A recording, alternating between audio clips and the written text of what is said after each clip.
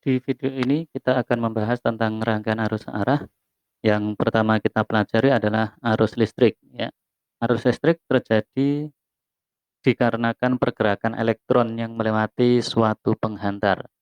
Ya, dalam ilustrasi ini ada sekumpulan elektron yang melewati sebuah kawat penghantar ya. Di sini elektron bergerak ke kanan, arah elektronnya ke kanan, namun untuk arah arus listriknya adalah ke kiri, jangan terbalik. Jadi arus listrik memang terjadi karena aliran elektron yang bergerak. Cuman arus arahnya berlawanan dengan arah elektron itu sendiri. Ya. Kemudian kuat arus listrik. Kuat arus listrik didefinisikan sebagai banyaknya muatan yang mengalir tiap waktu. Ya. Secara matematis disimbolkan dengan I sama dengan Q dibagi T.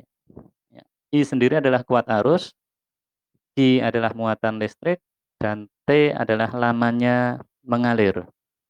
Itu adalah kuat arus listrik, lambangnya I. Berikutnya, rapat arus listrik ya, atau J didefinisikan sebagai banyaknya kuat arus listrik yang mengalir pada penghantar tiap satuan. Ya, dirumuskan J sama dengan I atau kuat arus listrik dibagi A, luas penampang eh, kawat. Ya. Yang berikutnya yang harus kita pelajari lagi adalah hambatan jenis dan hambatan. Hambatan suatu benda atau penghantar tergantung pada jenis bahan, panjang bahan, dan luas penampang bahan. Secara matematis ditulis R hambatan sama dengan rho L dibagi A, di mana R adalah hambatan bahan, satuannya ohm, kemudian rho hambat jenis bahan, satuannya ohm meter, kemudian L adalah panjang bahan, satuannya meter, dan A adalah luas penampang bahan, satuannya meter persegi. Berikutnya adalah hukum Ohm. Jika pada suatu penghantar ada arus listrik mengalir pada ujung-ujung penghantar, terjadilah beda potensial. Itu adalah bunyi hukum Ohm. Semakin besar kuat arus listrik yang mengalir, beda potensialnya semakin besar. Ya. Secara matematis ditulis V sama dengan I kali R. Ya.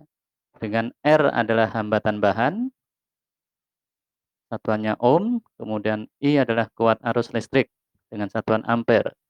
Sementara V adalah beda potensial atau sering juga disebut tegangan dengan satuan volt, lambangnya V. Berikutnya yang dipelajari adalah hukum 1 Kirchhoff. Ya. Hukum 1 Kirchhoff ya, menyatakan bahwa jumlah muatan pada suatu sistem tertutup tidak berubah. Pada penghantar yang tidak bercabang, besar kuat arus selalu sama. Jadi ujung satu sampai ujung yang lainnya kuat arusnya sama. Nah, pada penghantar yang bercabang, jumlah kuat arus yang menuju titik cabang sama dengan jumlah kuat arus yang meninggalkan titik cabang. Kemudian ini ada contoh soal. Kawat penghantar dengan luas permukaan 4 cm persegi dialiri muatan listrik 120 mikrocoulomb dalam waktu 1 menit. Tentukan besar rapat arus listriknya. Yang kedua, jika arus listrik sebesar 10 ampere mengalir dalam kawat yang ujung-ujungnya mempunyai beda potensial 10 volt, tentukan besar muatan yang mengalir pada kawat selama 1 menit.